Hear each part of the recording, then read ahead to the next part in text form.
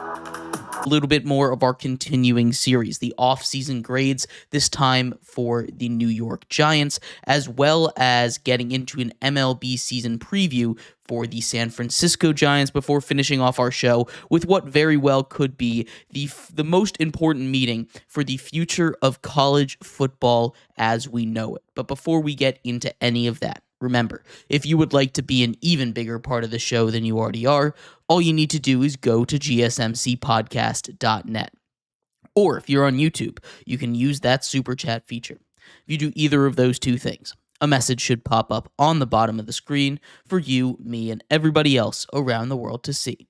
If you do have a burning question about sports, go ahead and throw that in the comments. Throw it in the chat. I will get to it as soon as I possibly can. I appreciate everybody so much for sticking around, talking some sports with me here on a beautiful Monday, February 17th. But like I was saying, we are going to get into our first topic of the day, that having to do with what was kind of a failure of a weekend for the NBA. All eyes were supposed to be on what's supposed to be a celebration of the NBA, and instead it was overshadowed by almost everything else. It was a complete failure of what they were supposed to do, and the easiest way to boil that down, aside from everything else not working out, is the fact that the NBA All-Star Game had twice as many ads as it did minutes of basketball being played. Over a 3-hour and 2-minute broadcast, there were 42 minutes of actual basketball action, 80 minutes of ads on Sunday. And that kind of is the big issue, the big overall issue that people are having with the NBA All-Star Game in general. It's the fact that it's not celebrating basketball anymore.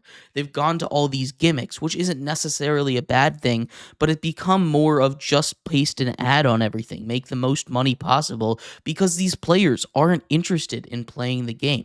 And it would be great. It would be amazing if these players would go out there and they would play these games. It would be really good to see it happen. But I just don't really see a future where this is the way that the All-Star Game worked. The broadcasters are also a huge issue, not just the on-air broadcasters, but the guys like that do inside the NBA on TNT.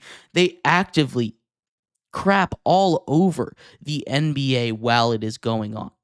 In this All-Star contest, one of the biggest takeaways was the fact that while this game was ending, as Jason Tatum was hitting that wide open dunk to end the All-Star game so that Shaq's OG's team could win it all, they were saying how this was a bad format and it's not going to work. Draymond Green on the broadcast all weekend long was saying how this was not the right way to do it. It was a bad format and that it was not going to continue. They were trashing it even though it hadn't happened yet while it was actively happening.